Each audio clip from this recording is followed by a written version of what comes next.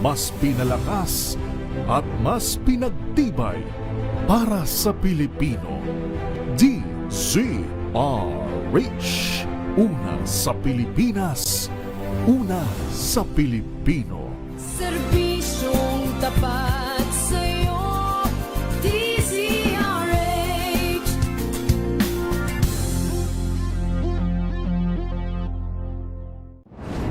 Kung good vibes ang hanap mo, dito ka na sa sigurado.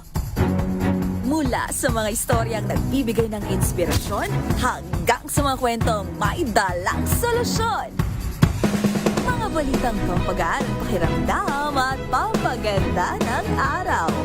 Hindi lang ba sa good news, kundi the better news. Mula Lunes hanggang Biyernes, 1:00 ng tanghali sa DZRH TV.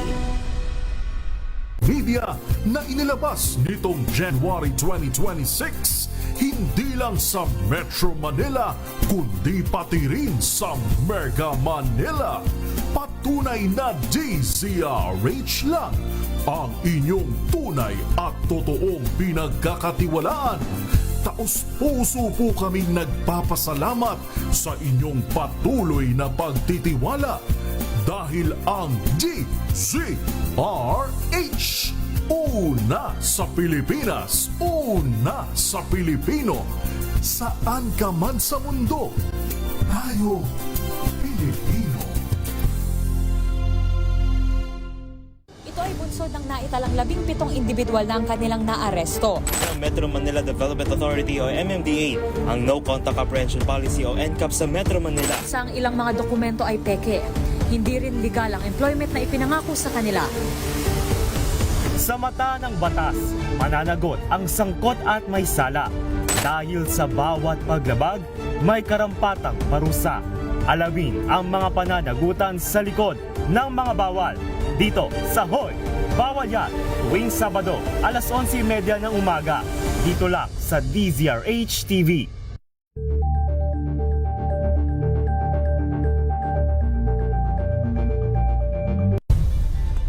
Nagsimula sa pangarap hanggang sa maabot ang tagumpay.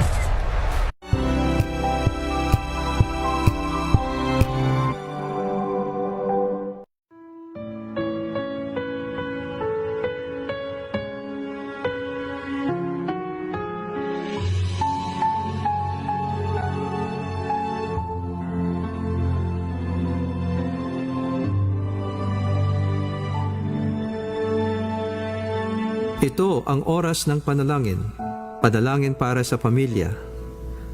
Ang mga petisyon na nilalaman ng panalangin ito ay hinango sa mga katuruan ng salita ng Diyos, ang Biblia.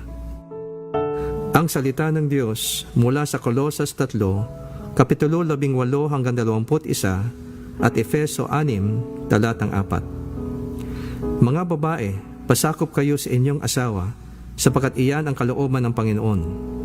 Mga lalaki, mahalin ninyo ang inyong asawa at huwag kayong maging malupit sa kanila. Mga anak, sundin ninyo lagi ang inyong mga magulang sapagkat iyan ay nakalulugod sa Panginoon. Mga magulang, huwag ninyong pagagalitan ng labis ang inyong mga anak at baka masiraan sila ng loob. Sa halip, palakihin ninyo sila ng may tamang disiplina at turuan ng mga aral ng Panginoon. Naway sabayan ninyo ako sa panalangin na ito. Salamat Panginoon sa biyaya ng pamilya na iyong pinagkatiwala sa amin. Tunay nga na ang pundasyon ng bawat pamilya ay ang matatag na pagsasamang mag-asawa. Kaya't aming idinadalangin na sa iyong biyaya at kalakasan, lalong mag-alab at manaig ang pag-ibig, katapatan, paggalang, pagpapasensya at pagkakaisa ng mag-asawa sa isa't isa. Turuan mo na kanilang matuklasan at pansinin ang mga magagandang bagay sa bawat isa, higit pa sa mga kakulangan at kapintasan, maging mapagpatawad at iwasan ang galit at negatibong komunikasyon. Turuan mo sila na lagi magpasalamat sa iyong mga biyaya sa araw-araw at palagiang hanapin ang bawat paraan kung paano sila makapagbibigay ng lakas loob at inspirasyon sa isa't isa. Aming ipinapanalangin na alinsunod sa iyong kautusan, ang mga asawang lalaki ay mahalin ng buo at wagas ang kani-kanilang asawa, gaya ng pag-ibig ni Jesus para sa iglesia. Iyong turuan ang mga asawang lalaki na maging maunawain at pakitunguhan na may paggalang ang kani-kanilang asawang babae upang walang makahadlang sa kanilang mga panalangin.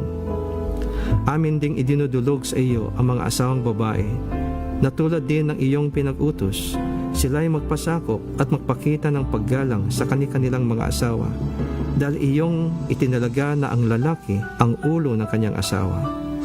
Pagkalooban mo ng banal na takot ang puso ng mga may asawa nang sila ay maging tapat sa kani-kanilang asawa sa habang panahon.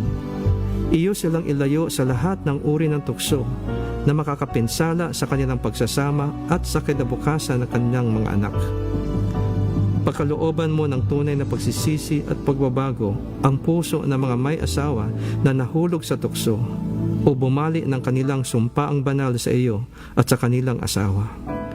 Panginoon, aming ipinapanalangin din ang aming mga anak na sila ay iyong protektahan, iligtas sa kapahamakan, pinsala at karamdaman. Pakalooban ninyo sila ng banal na takot sa iyo at kakumbabaan upang kanilang igalang ang kanilang mga magulang at dinggin ang aral ng kanilang ama't ina nang sila ay mamuhay ng matagal na may karunungan at kasaganahan. Iyong pagtibayin ang loob ng aming mga kabataan, O Diyos, nang sila ay umiwas sa masasamang hilig at mga tukso ng kanilang henerasyon. Sa halip ay pagsikapan nilang maging matuwid, makatarungan, tapat, mapagmahal at mapayapa, magkaroon ng pusong malinis at marunong tumawag sa Panginoon. Pagkalooban niyo sila ng tibay na loob, nang pagsikapan nilang laging gawin ang matuwid sa iyong mga mata, maging responsable sa kanilang mga desisyon at kilos, at maging makumbaba sa pag-amin ng kanilang mga pagkakamali.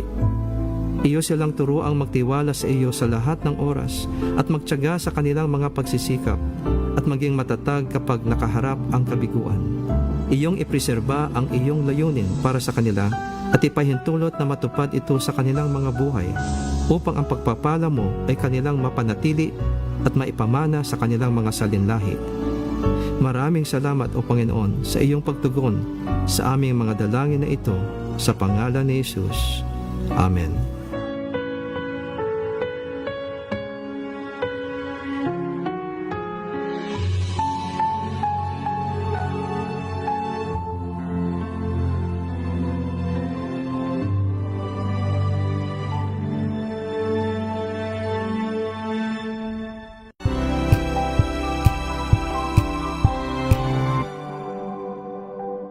Sa loob ng 86 na taon, DZRH ang naging kaagapay ng mga Pilipino sa balita, sa serbisyo at sa bawat kwento.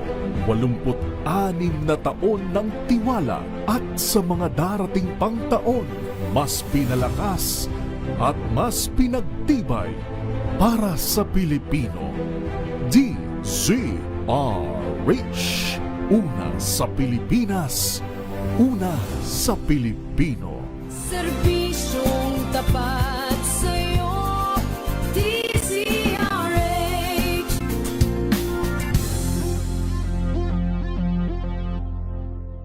Tumunog na ang gandingan para sa kalikasan. Ang itinanghal bilang Best AM Radio Program Host ay si Cesar Chavez para sa special on Saturday ng DZRH.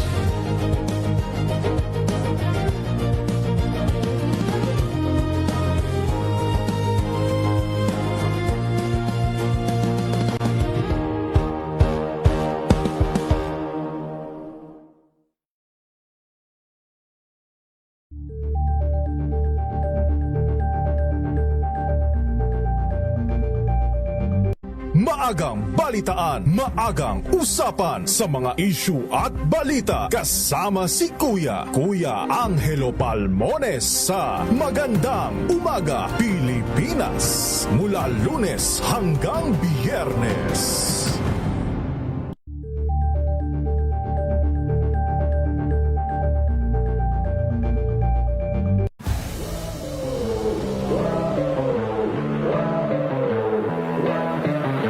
talagang inaasahan namin na talagang matindi yung magiging labanan doon kasi kami dito sa Pilipinas, top runner kami doon. Parang participation lang kami doon, ma'am. Hindi ako makapaniwala, tingin nga ako ng tingin sa relo ko kasi sabi ko baka nagkaroon na ng error eh. Pero pagdangin ko doon sa arc ng Tokyo Marathon, yun talagang ma'am, na break na namin. Hi, ako si Richard Salanyo, Tokyo Marathon finisher at isa sa nakabasag sa national record sa marathon. Abangan ang aking exclusive interview sa DCRH TV Match Point. Mabuhay ang atletang Pilipino.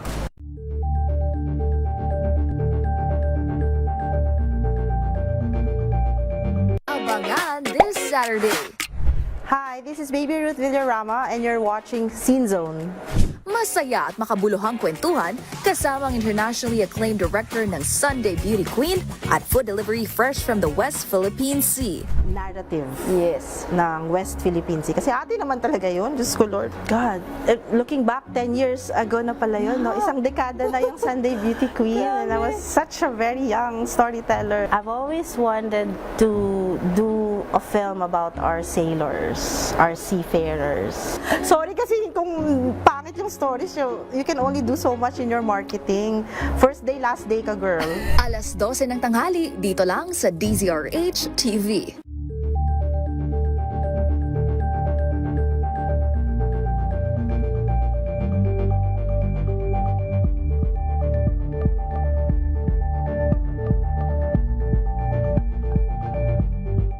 We've got you covered. From the hottest hits, exclusive interviews, kilig to the bones fan meet experience, and hataw performances of your favorite stars. Saturdays, 12 noon, dito lang sa DZRH TV. Number 1 na naman ang inyong DZRH sa latest survey ng Kantar Media na inilabas nitong January 2026. Hindi lang sa Metro Manila, kundi pati rin sa Mega Manila. Patunay na DZRH lang ang inyong tunay at totoong pinagkakatiwalaan.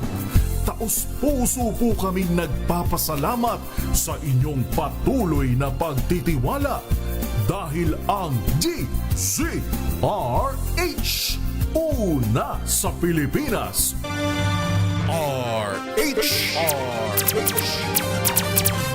Pilipinas, ang oras alas 10:11 ng gabi. Ang programang ito ay rated STG. Showbiz Talk Ganern. Makiride na sa mga showbiz balita na tumetrending, mga pinag-uusapang nagva-viral. Makiride na sa riding in tandem ng dalawang otoridad ng mga chika, Morley Alinio at Gorgie Rula. Showbiz Talk Ganern. Bago pa nila i-post, pag-uusapan na rito. Kinig na sa Showbiz Talk Ganern. Tanging ina nyo, tanging ina nyo, tanging ina nyo, ako, tanging ina nyo. Yes, magandang gabi Pilipinas. Happy Mother's Day. Tanging ina nyo at talagang natatangi ang ating ina at ating ipagdiriwang po yan sa darating na linggo. Happy Mother's Day po sa ating mga nanay at pati na rin sa mga tatay na nanay na rin. Pero marami pa po tayong pag-uusapan bukod sa ating mga nanay. Ito po aming programang Showbiz Talk Ganern. Ako po si Gorgie Rula para sa DZRH. Una sa Pilipinas, una sa Pilipino. Dire-diretso na po natin dahil medyo late tayo nakapasok ngayon mula po sa Arizona, USA. Dahil nga may special guest pa tayong makakapanamin maya-maya lamang po.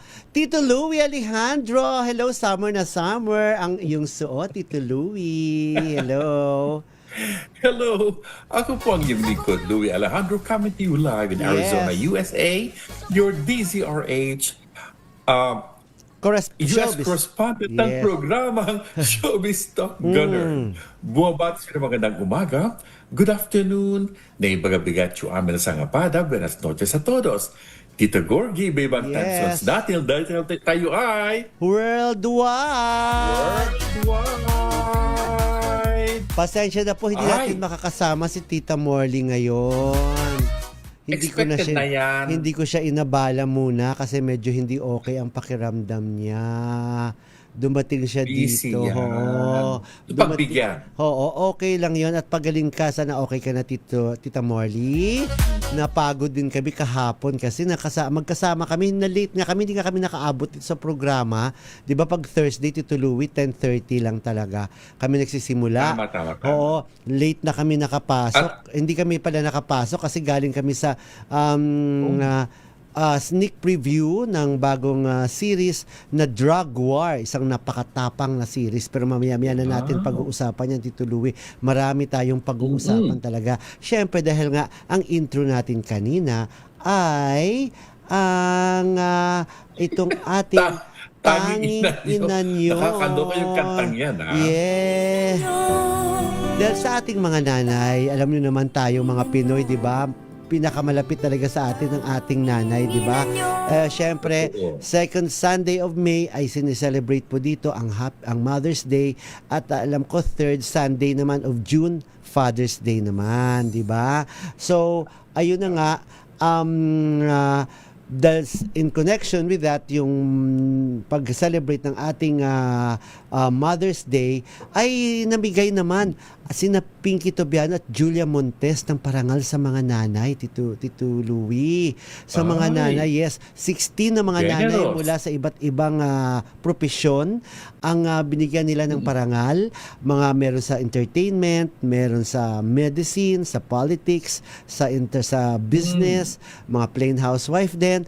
At saka yun na nga, sa entertainment, syempre, dahil yun naman ang aming kilala nung nag-cover kami doon sa awarding ni na Janice de Belen, si Janice de Belen binigyan ng parangal, si Angeline Quinto, ayan, si Teacher Jercel, Dapat at saka si Moy Bien at saka si Vin Antonio. So, binigyan sila ng ang title ng awarding na yun ay Heroes of Home ang binigay na title. Sayang at wala doon sa awarding na ginanap sa Manila House Private Club, wala doon si Julia Montes, Achi Pinky lang, si Pinky Tobiano lang talaga ang nag-asikaso doon lahat, kasama yung anak niyang sina Pian at saka si Karel.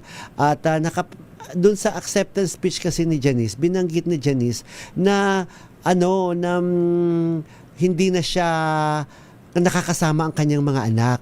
Though ang bunso niyang anak na lang ang naiwan sa bahay niya. The rest, yung iba niyang anak ay nagkanya-kanya ng buhay, bumukod na, lumipat na ng ibang bahay, at saka may kanya-kanya na silang buhay, kumbaga, dahil kaya na nila. Hinayaan naman ni Janice that eventually talaga, yun naman talaga ang mangyayari, di ba? Magkakanya-kanya na yung inyong mga anak kapag lalo't may sarili na silang trabaho. Pero yung naiwan doon sa kanya, yung kanyang bunso, na hindi naman doon niya madalas na nakikita kasi nasa trabaho rin daw. So, nakausap namin si Janice kung ano yung feeling ng isang empty nester, di ba, Tito Louie? Oo. Empty nester. Oo, empty nester na siya na lang at wala rin naman siyang partner, wala siyang asawa. So, siya na lang talaga at hindi naman niya madalas nakakasama yung kanyang bunsong anak. Pero, okay lang daw at naman daw, inaasahan na rin na mangyayari yan. Heto pa po ang pahayag ni Janice de Belen. Thank you so much, Kat. Siguro kasi Let's bring Raffle in. Another may name. warning ako. Miss Mo!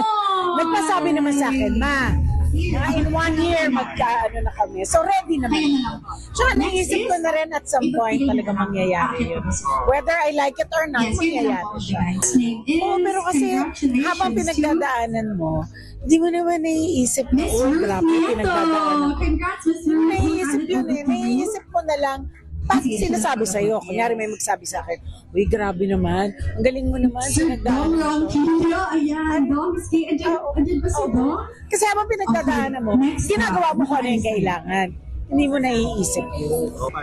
No comment. Miss Patch also. Ayaw mo na lang dignify yung ganun issue. Hindi na kailangan palaki. Ito, yung doon sa bandang huli Tito Louie, sabi niyang no comment, hiningan ko siya ng sagot doon sa isang anak niya na si Ina de Belen. Si Ina de Belen ay nagkaroon ng parang may issue sila ngayon ng isang vlogger na si Rosmar.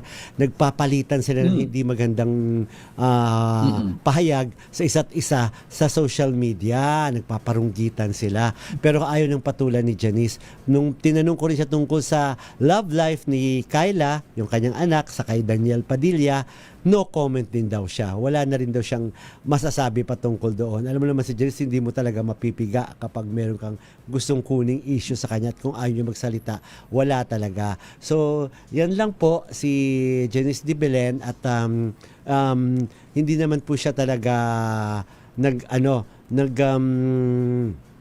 I think nagbigay pa ng mga pahayag at hindi niya pinalaki ng husto itong isyong ito. Okay, Tito Louie, Tito Gorgie, yes. Tito Gorgie, speaking of Janice de Belen, itong ginagawa niya na parenting, is a modern parenting na hindi nakasanayan sa Pilipinas yan, na ang kanyang mga anak ay may sarili-sarili nilang buhay. And that's a very good move para kay Janice kasi nga nire-ready na ang mga anak niya na sila ay mabuhay ng independent at walang problemahin in the future na kapag may mangyari man sa kanya, ready na ang kanilang mga anak na magkaroon ng sariling buhay. Parang American style din eh. Okay. Tito Louie, ituloy natin chikahan mamaya. Marami pa tayong pag-uusapan. Itong issue naman ni Bea Alonso na hindi na raw matutuloy ang kasal nila ni Vincent Co. Yan ang mainit na pinag-uusapan sa ngayon. Pero may special guest tayo ngayon, Tito Louie. Si ang director po ng isang documentary film na Seeds of Peace. Ito yung tumatalakay sa kwento ng tinuturing na martir, si Father Ruel Gallardo, na siyang na-abduct dati, na that was 2000, na na-abduct ng mga Abu Sayyaf at pinatay kasamang iba pang mga teachers, mga parang 57 yata or 54 na kinidnap at ilan sa kanila doon ay pinatay ng mga Abu Sayyaf. Ilan lamang ang nakaka-survive. Ginawa itong documentary film, Tito Louie, at napakaganda. Iyak ako ng iyak nung pinanood ko, Tito Louie, itong kwentong ito ni Father Ruel Gallardo. Nasa kabilang line po ang director po ng documentary film na ito, si Father Romel Galapia Ruiz. Pero bago yan, Tito Louie, ay ito, panoorin mo muna itong trailer. Tek, pwedeng ready mo na yung trailer ng Seeds of Peace para pag-play ng trailer ay tawagin na po natin si Tita Morley. Mukhang okay na po si Tita Morley. Ganda-gandahan na naman siya. So, ayan po. Ito po muna yung trailer po ng Seeds of Peace. I hope ready na, Tek. Ayan po, panoorin po natin. Ano ba ang misyon? Kagaya ito ng halaman. Kailangang alagaan, protektahan, para umusbong. Pero, paano kung tigam ang lupa?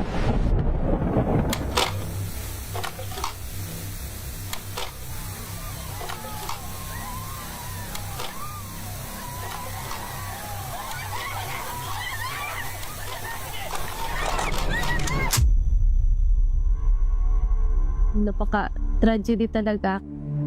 Hindi namin inaasahan. A lot of the frictions started cropping up. Malakas yung hatong ng conflict dito that we had to talk about it. Nakita ko ang daming bandido. Pagbaba ko, doon ko na nakita si Father Ruel na sa baba na rin. How can you continue to serve the community given this environment?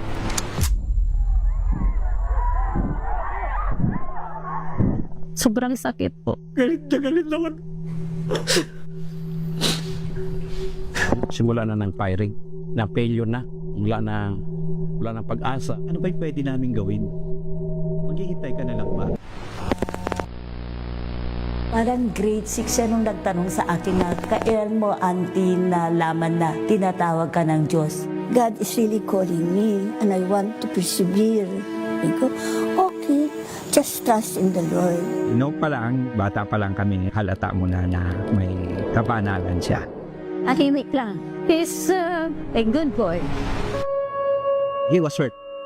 You can see that from the bruises and from the wounds. Hindi mo makitang umiiyak si Father. Kita mo lang sa mukha niya na matatag talaga. Nakasandig pa rin sa kanto tapos nagdadasal. Sabi ko may pag-asa. So yun yung nagbigay ng hope na tuloy yung buhay.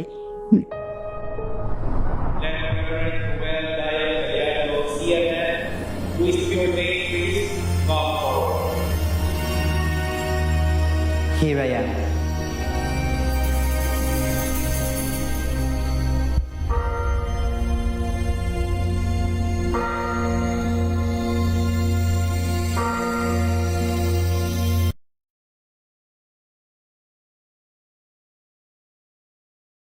Po ng Seed of Peace, the life story of Father Ruel Gallardo.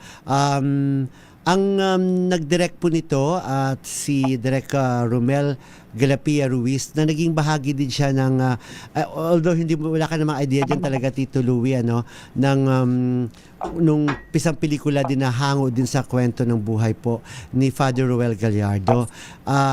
Siya po ang assistant director dun sa pelikula ngayon, but this time itong documentary film na mas nagustuhan ko sa mismong pelikula ay siya po ang nag-direct na mismo ng kabuuan. Pero bago natin tawagin ang director po nito, tawagin na po natin ang ang title ng documentary ay Seed of Peace. Ito naman po ay Seed of War.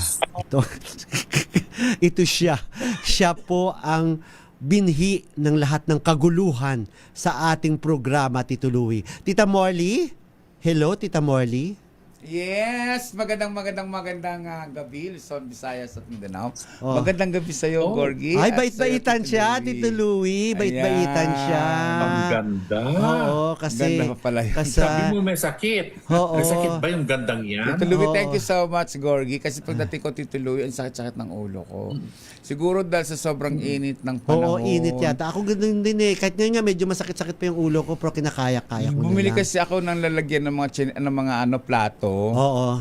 Sa Divisoria. Ang daming tao. Oo, at saka mainit, di ba? But anyway, ito na po, Anyway. simulan na pag-usapan na po natin, tawagin na po natin via Zoom. Nasa kabilang line po, ang direktor po ng documentary film na itong Seeds of Peace, The Life. Direk Romel Galapia Ruiz. Hello, magandang gabi po, Direk. Hello. Hello po, magandang gabi po sa inyo lahat. Ayan. Hello po, magandang gabi po. Direk, ako po si Gorgie. Ito Ako naman po si Morley Alinio. Oo, Tita Morley. At nasa Arizona naman, sa Arizona, USA yan, si Tito Louie Alejandro. Yun. Hello po sa inyo lahat. Alam mo, doon pa lang sa trailer, kasi ako napanood ko sa yung kabuuan at alam mo, iyak ako ng iyak dyan talaga nung ginagawa yan. Kasi hango sa tunay na buhay at nangyari. Ewan ko kung naalala nyo yung balita noon na pumunta pa nga doon si Robin Padilla, si Noli Boy de Castro, pinuntahan pa nila doon yung kuta ng mga Abu Sayyaf para makipag-negotiate, para ipalayain lamang si Father Ruel Gallardo at saka itong mga kasamahan niya dyan sa Claret School, sa Claret High school to, no? Yung mga doon sa sa Basilan yun. Mga Claret missionary kasi sila eh. So doon nag-aaral ang mga kabataan doon sa Basilan na nung time na yun nga ay naabdak. At dahil ang talagang lang naman ng mga Abu Sayyaf, ang kanilang pakay doon ay hulihin nga, kunin nila si Father Ruel Gallardo. So paano nyo to nabuo, Direk Romel, no? Itong project na ito at bakit ang kwento ni Father Ruel Gallardo ang naisip niyo yung gawa ng documentary film? Actually po, nung gagawin po itong documentary na ito ay wala po sa plano talaga kasi katatapos lang po nung pelikula, kumbaga. Oo. But we celebrated the 25th death anniversary of Father Ruel sa kanilang bahay sa Olongapo City. Then nakita po namin yung parents ni Father Ruel, which is 89 years old and 86 years old. So yun po siguro yung nag-ignite sa akin and my team to work out na sana makapag-shoot kami ng documentary kasi gusto namin i-immortalize yung kwento ni Father Ruel. Yun po. Oo. So, bakit po si Saijan Haranilla ang napili ninyong... Kasi nga, well, napag-usapan naman doon nung nag-screening, di ba, na malaking bagay talaga dahil siya ang... Ano, di ba, si Santino sa May Bukas Pa, parang full circle, di ba, na ngayon ay pari na naman ang ginampanan niya. Oo. Actually po, nung pamimili ng artista talaga, madami naman po talaga siyang, madaming options, kumbaga, na pinagpilian. Pero... ewan ko po may nagtutulak sa akin na piliin si Zaijan dahil siguro sa pagiging Santino nga niya po nung bata siya and in terms of sa depth nga po nung acting niya, hindi naman po natin matatawaran yung galing nung bata. So parang ako fit po talaga siya doon sa character ni Father Ruel. Okay, direct tanong ko lang kasi masyadong bata pa si Saijan para sa isang role na pare. Paano ang ginawa ninyong proseso para umakma sa kanya ang naturang role? Actually po mahaba po yung process na binigay namin sa kanya in terms of immersion.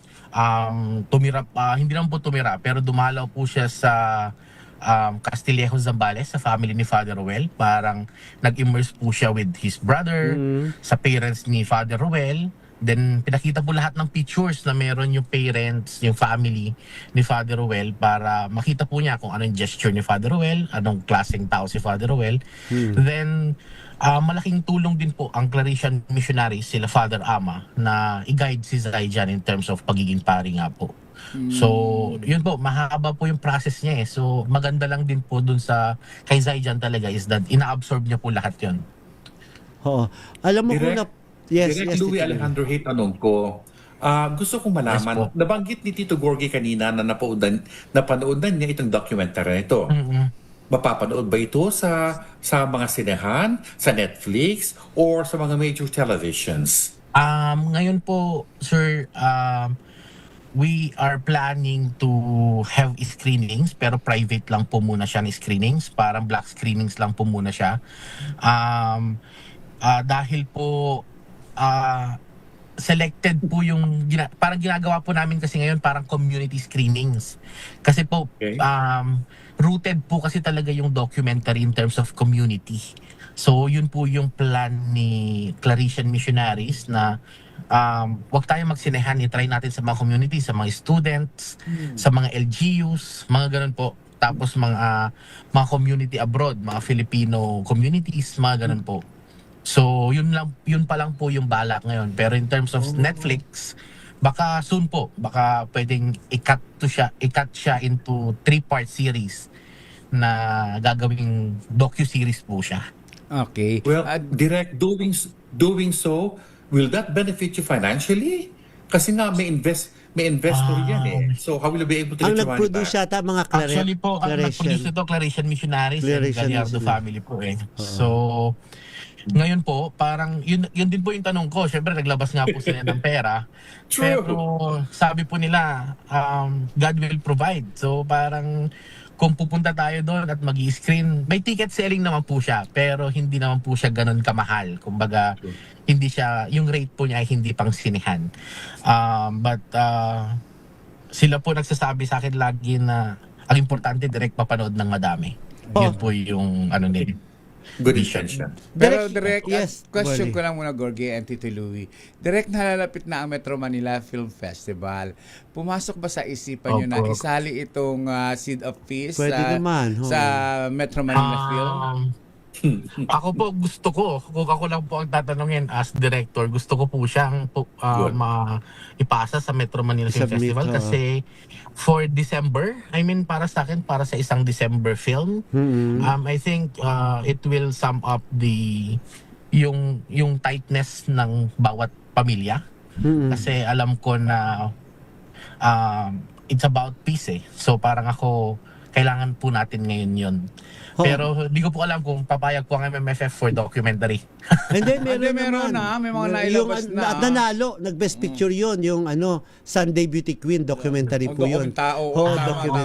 Documentary film, nag-best picture yun. Pero direct, nabanggit mo kasi ang title Seed of Peace, na itong, pero ang kwento ay nagsalarawan kung anong karahasan ang ginawa dito sa kay Father Gallardo. Bakit po Seed of Peace ang naisip ninyong i-title sa kwento niya? Ang Seeds of Peace po na title ay pinili po between me and the Claretian Missionaries. Okay. Alam po natin na yung kwento ni Father Rowell ay nangyari 26 years ago. So parang kami nung binubuo pa namin yung documentary, ano nga ba yung babalikan natin 25 years ago, 26 years ago. So parang kami ito nakapagtanim si Father Rowell ng ganitong alaala sa mga tao. Hindi lang alaala kundi buhay na isinasabuhay ng bawat tao ngayon sa Mindanao, lalo kung saan siya nag-serve sa mga missions niya. So parang po kami nag-come up na it's a seed na natanim ni Father Rowell. So doon po kami nag-come up ng Seeds of Peace. Yun nga kasi nga ang parang ang mensahe talaga ng document ay yung pagpapatawad at pagbigay ng kapayapaan, of course, di ba? Kapayapaan, pagpapatawad ang gusto talaga iparating nitong documentary film na ito. Okay. Gorgie, ako naman, ang nag-isip naman ako, Tito Louie and Tito Gorgie,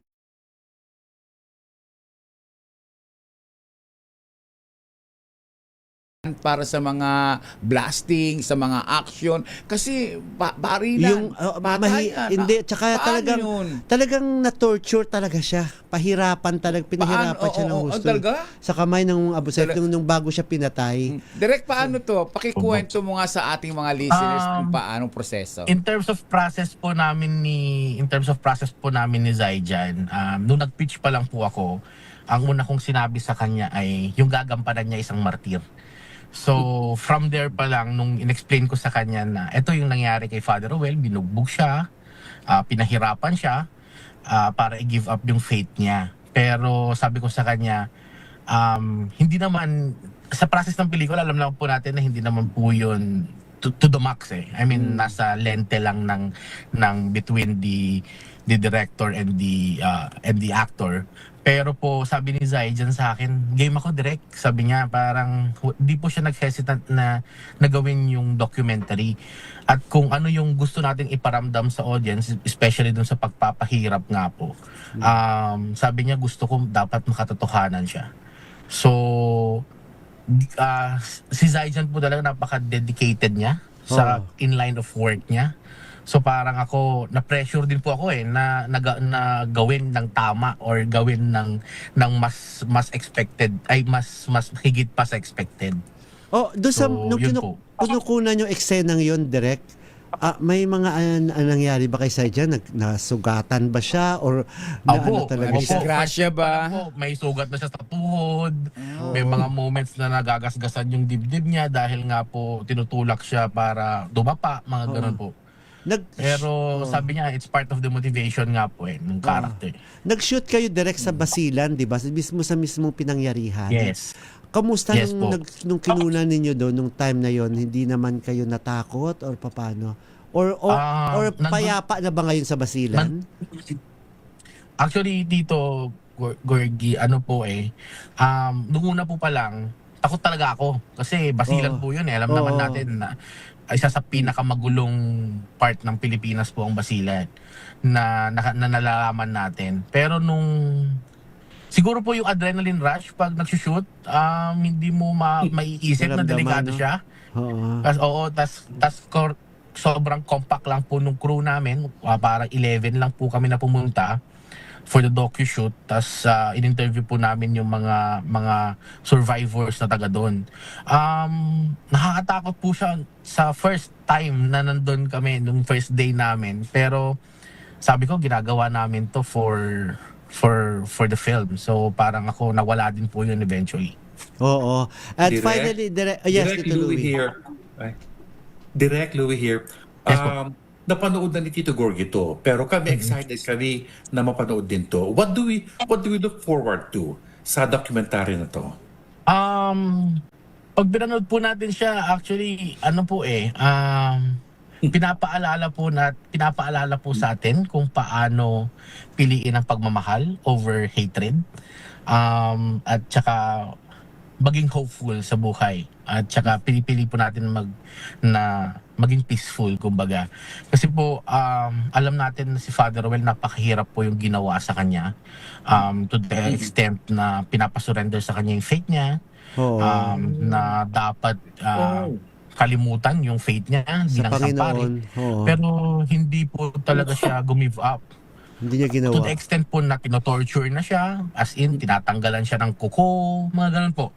Ganun siya ka-extent na gawin yung ginawa ng Abu Sayyaf sa kanya.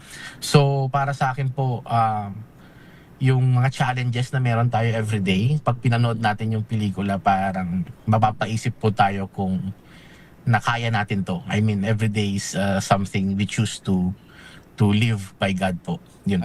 Direct, nag-file na ba kayo ng petition para si Father ay mapabilang sa saints o... Hindi, yun na nga yung gusto ko sana itanong, panghuling tanong natin kay Direk na alam ko nag-submit na sila for beatification kay Father Rowell Gallardo. Kumusta na yun? Ano na meron po dyan ngayon, in terms of beatification, mahaba po kasi yung process na yun.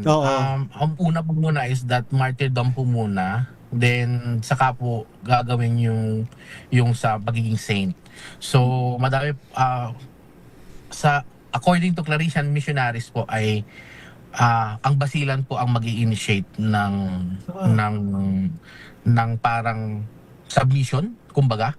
Tsaka yung process po ng pagiging santo ni Father Rowell. So sana makatulong tong docu for that.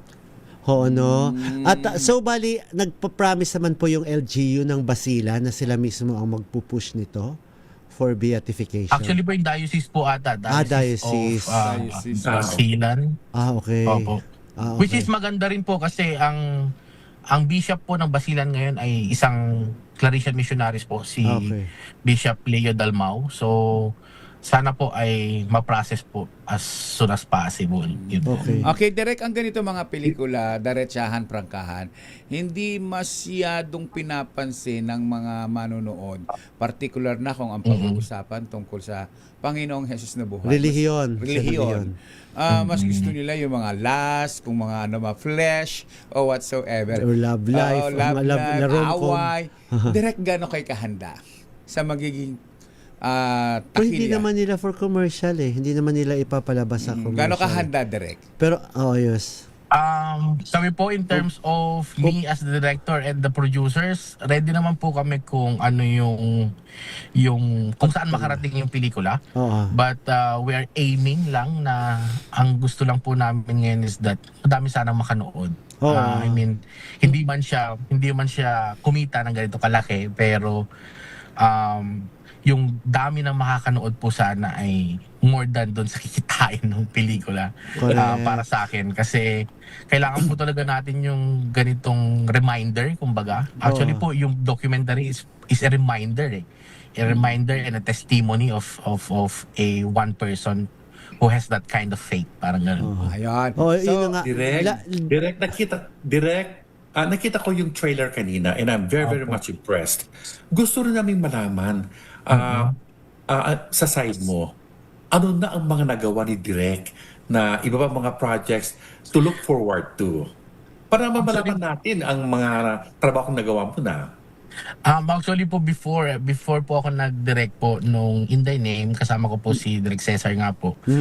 Then ginawa ko po tong document. First film ko po yung In Thy Name. Then ginawa ko po itong documentary na ito po yung second film ko. But before po ay cinematographer po talaga ako by profession. So yun po yung ginagawa ko. Then makakasama ko po iba-ibang director. So yung experience po na nakukuha ko sa kanila, like working with my mentor, like for example si Jet Leco po, na award winning din po sa ibang bansa. So parang ako, yung experience po na napupulot ko sa kanila ay nagagamit ko rin po ngayon as my journey, my next journey as director po na gumagawa ng pelikula. You have a future in this industry. Thank you po. Maraming salamat po. So, okay, Ayan. Direk. So, ano gusto mo iparating sa ating mga manunood, sa ating mga tagapakinig? mensahe. At kung ano pang pwedeng abangan, meron pa bang screening uli or saan man natin mapapanood itong Seeds of Peace? Yes po. So ayun po, sana po mapanood natin sa mga sumusunod na screening areas itong Seeds of Peace, The Life of Father Ruel D. Gallardo, CMF. For black screenings po, may mga nagbubook po ng black screenings. Pwede pong i-contact si Claret Missionaries through their Facebook po or their email.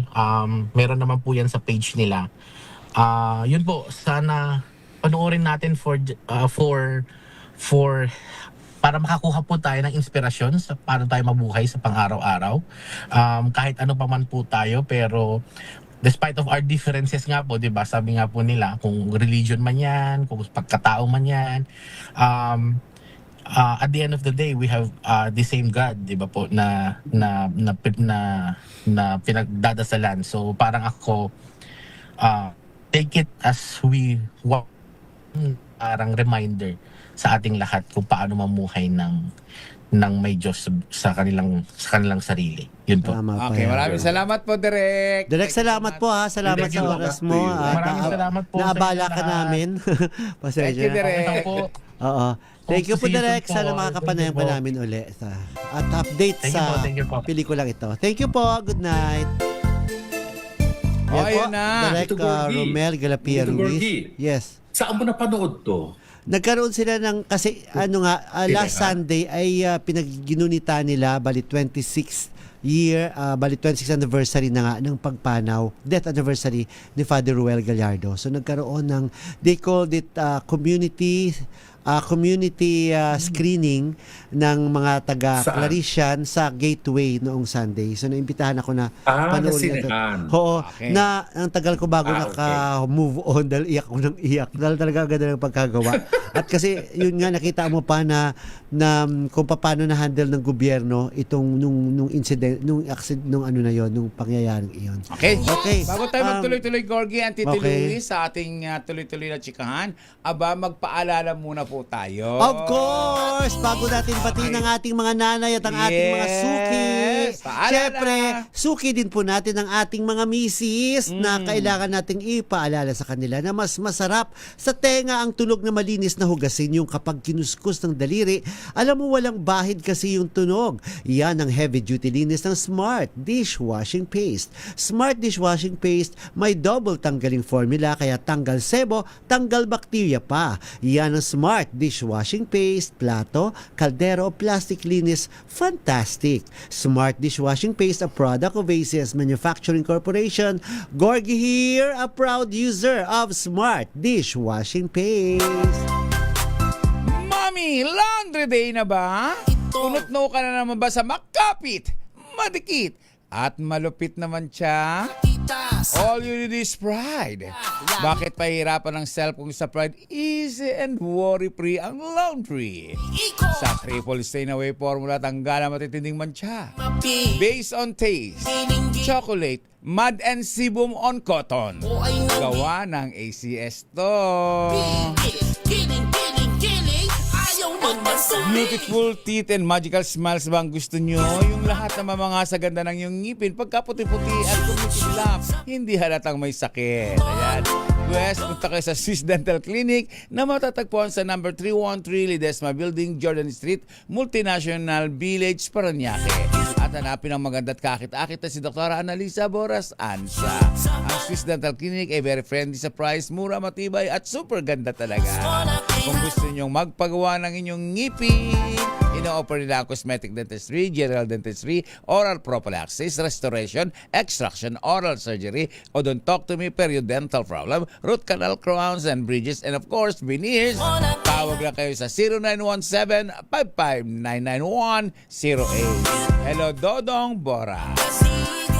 Nako, ituloy-tuloy na natin, Gorgie. Oo, ang ating mga nanay muna. Sige, Batiin natin batiin si, muna of natin ang course. mga nanay. Yes. Una sa ating listahan si Mami Sherry Ramirez. Of course. And of Kasama ang kanyang course, napagandang anak na si Miss Joyce Ramirez. Yes. Siyempre, isama na rin natin si Mama Norma Karingal. Of course, si Mami Norma Karingal, si Tita Aida Espiritu.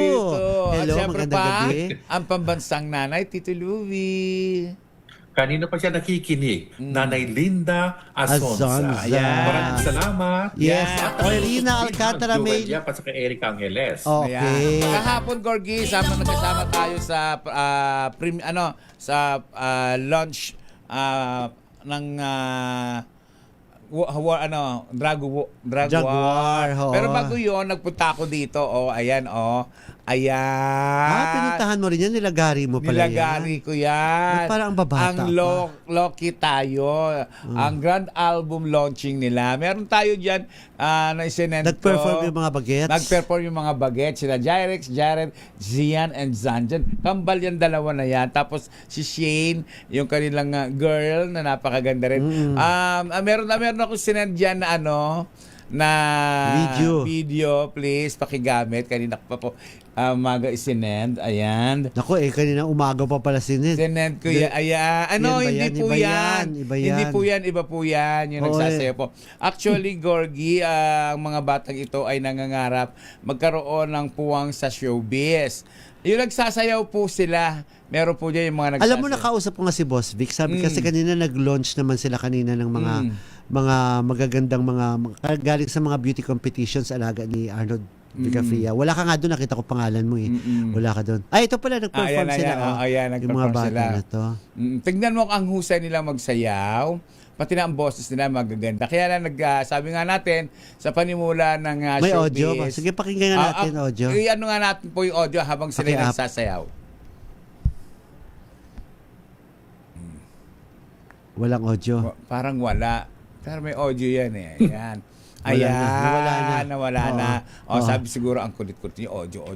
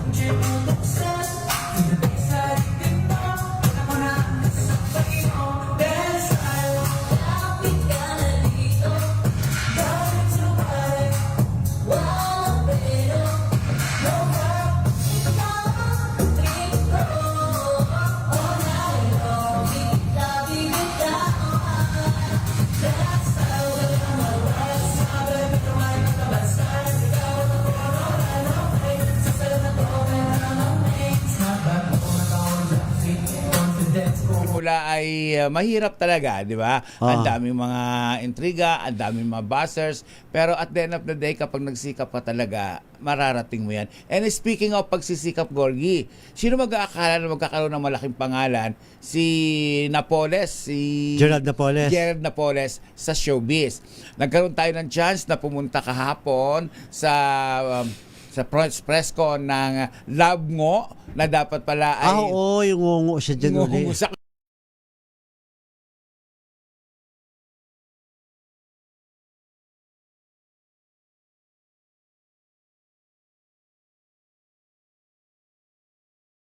Love Ngo, ayan. Hinga nung ka-eksena mo, naririnig mo, nararamdam mo, alam mo kung paano siya hihinga, kung kailan siya hihinga. So parang, kaya nagkakaroon ng ensemble acting, kumbaga, nagbe-blend lahat. So I think yun sa amin parang, siguro, 10,000 hours na yun sa amin nila Miss Candy. Lalo na kay Ate Kenz eh. Kasi siyempre, nag-stage manager yan, nag-backstage, nag-props, mistress na yan, and everything sa Dulaang UP.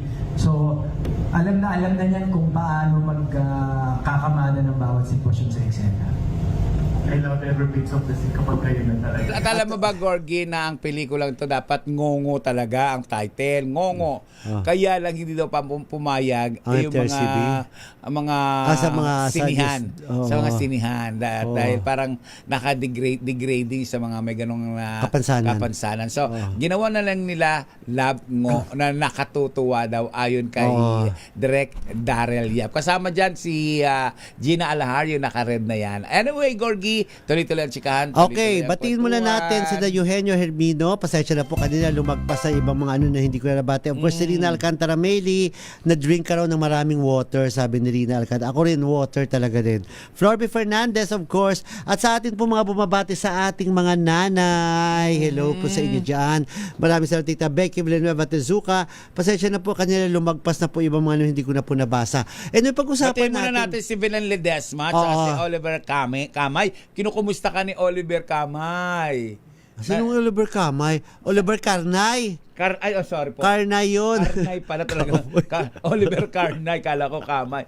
Nasa Los Angeles daw siya ngayon. Nakabalik na ba siya sa LA si Oliver? Hello kay Betria Teoya. I love you so much, my friend. Yes. Lynn Figueroa. Hello, happy Mother's Day. Of course, Nakokoy Bunkan. Ito muna ito. Nakaramdam na ako ng awa kay Bea Alonzo talaga. Kasi, ang dami, sinimulan lang ito sa blind item na pumutok nga kanina. Nilabas kanina ng isang website, of course, na sinasabing hindi na naman daw ito hindi raw on and off pala yung issue ng pagpapakasal sa Spain. Tuloy, hindi na naman, tapos tuloy naman, na ang tinuturong dahilan ay ang prenup, yung prenuptial agreement na pinapapirma sa kanila. Ito lang ho ay nasagap, hindi naman natin alam kung totoo ito, pero ito mga nasagap na nating mga kwento. Pinapapirma daw, sa simula pa lang daw talaga ng relasyon ng dalawa, kontra na raw ang parents ni Vincent Co. Siyempre kasi super rich sila. Oo, bakit rich din naman si Bea? Pero ibang klase kayamanan ni ano. Of course naman, bilyonaryo naman talaga sila, pero may bilyon na rin si Bea. Pero, yun na nga, kasi ang mga Chinese talaga na Tito Louie, 'di ba? Talagang solid talaga sila na sila. Pag Chinese ang jowa, kapag Chinese din mapapangasawa mo. Parang ganun sila. Tama. Oo. So, pinapasign na ng prenup agreement na pipirmahan na raw sana ni Bea. Okay lang naman, pipirmahan na ni Bea. Pero may pinadagdag na naman doon na clause doon sa kontrata.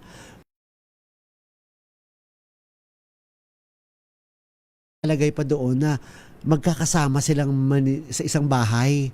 Kasi sa mga Chinese, Tito Louie, di ba, si Mother Lily, yung malaking bahay ni Mother Lily sa Green Hills, 14 ang kwarto. 14 ang kwarto.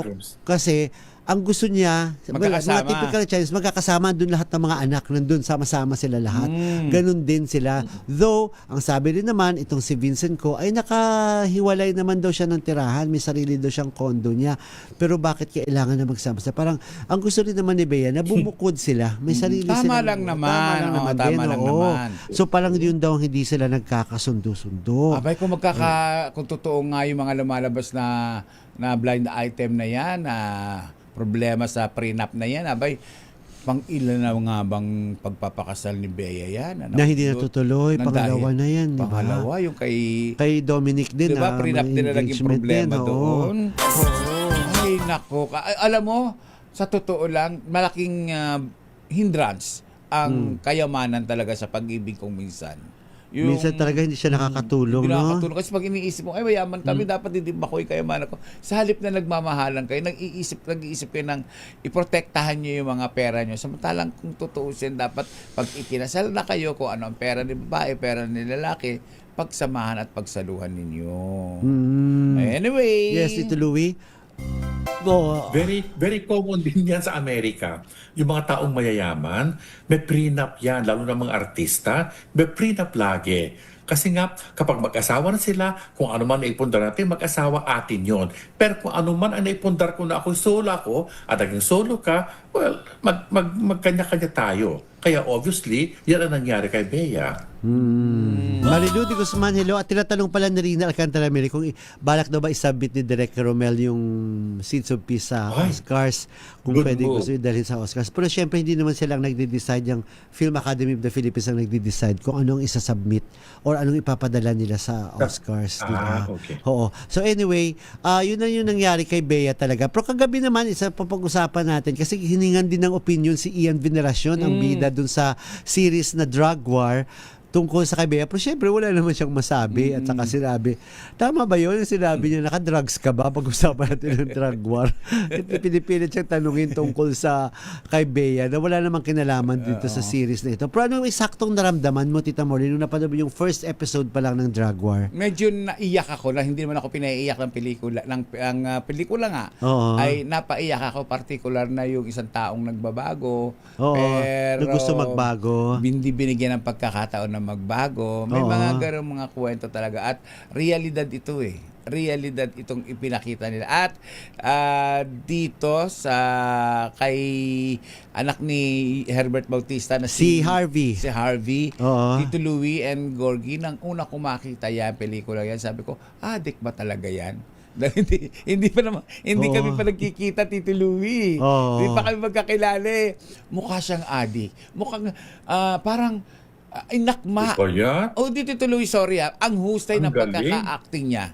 Kaya nga, hindi ako pinaiiyak ng pelikula, Galing. pero umiyak ako para sa kanya. Napakahusay ng pagkakaganap. Ang galing-galing. Oo. Tinanong natin si Ian Veneracion kung ano yung preparation, kung ano yung mga pag-aanda na ginawa nila. Narito, panoorin natin ang ating interview kay Ian Veneracion. Well, from my perspective as an actor, hindi ko, your questions are more directed to Direk Sugo as a writer. Pero from my perspective, the character, may sarili siyang pinagdaanan, may sarili siyang bias, may sarili siyang mga paniwala, di ba, na meron din siyang sariling journey na mahirap na pinagdadaanan. Pero tandaan nyo, first episode pa lang to. Kaya I'm so excited to see the following episodes. So in the essence of the whole story. Yes, that good po doon. Yung one or the other, all the characters. No? Ano kay Direk, wala tayong Kay oras Direk, eh. kulang na tayo sa oras, Saktong Tito alas Louie. 11 na ng gabi. Yes, Tito Ayan. Louie. Naka-yellow Tito pa Louie, naman si Tito Louie. Summer na summer ang suot niya, di ba? Tito Louie, may gusto ka pa bang sabihin sa ating mga viewers and At listeners? babatiin. Gusto ko lang batiin ang mga magulang, lalo na yung mga nanay na naging nanay din. Happy Mother's Day yung lahat. Mahal na mahal namin kayong lahat. Ayun. Yun. Happy And of course, Mother's Day. Yung Happy mga Mother's supporters Day. natin sa Ilocos-Slovakia, keep supporting us. Happy Mother's Day sa iyo, Betria Teoya. Happy Mother's Day din, Tita Morley. Happy Mother's Day sa iyo, Gorgie. Oh, hindi, Daddy. Ako. Oo nga. Daddy ka ba? Sa inyong dalawa. Oh. Yes. Anyway, Manalangin na po tayo. Happy Mother's Day, Happy Mother's Day. Makapangyarihang Diyos, sa inyong habag at awa, patawarin niyo po ang aming mga sala at ang kasalanan ng aming lipi. Kalugdan niyo po kami sa aming pagsamo para sa aming bansang Pilipinas. Biyayaan niyo po kami sa aming mga pinuno ng karunungan, integridad, katapatan at katwiran. Kailangain niyo po ang aming pamilya at ingatan ang aming mga anak. Tulungan niyo po kaming maging matuwid na mamamayan na namumuhay ng mapayapa. Matapat at may tunay na malasakit, pagtanggap at pagpapatawad. protektahan niyo po ang aming bayan sa anumang banta ng pananakop, ng dayuhan na makakawasak ng impluensya at ipagtanggol kami sa anumang uri ng paglabag sa batas, terorismo at digmaan. Pagkalooban niyo po ang aming bansa ng kapayapaan, pagkakaisa at kasaganahan at hayaan maganap ang tunay na pagbabago sa aming bayan upang kami ay magiging liwanag sa Asya at sa buong mundo. Amen. Magulang minamahal na respeto, ginagalang, hindi binabastos, hindi dinudurog, hindi pinapahiya. Tandaan po natin sa 10 utos ng Diyos, isa lamang po ang merong reward dyan, ang magmahal ng magulang. At sa mga kabataan babae naman na nagdadalang tao at may problema, huwag niyo pong ipalaglag yan o ipa-abort o itapon sa basurahan o isabi kung saan dahil yan ay dakilang regalo ng Diyos sa atin. Ako po si Morley Alinio. Ako po si Gorgie Rula. Ako po si Louie Alejandro. Para sa DCRH. Una sa Pilipinas. Una sa Pilipino. Sumaatin ang presensya ng Panginoong Yesus na buhay. Gumawa po tayo ng kabutihan sa kapwa. Magandang gabi po sa inyong lahat.